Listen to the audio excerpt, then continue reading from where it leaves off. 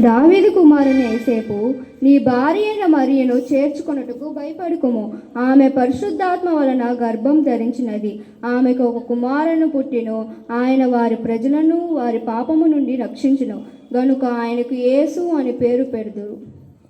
మహాశయ వందనములు.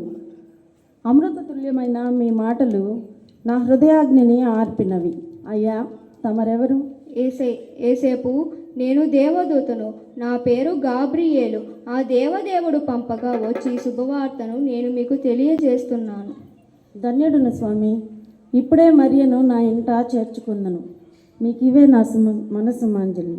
ధన్యుడు మానవ, ప్రభువైన దేవుడికి, జగదక్షుడికి, మెస్సేయకు వరుసకు తండ్రి అని పిలువబడతావు. వందనములయ్య.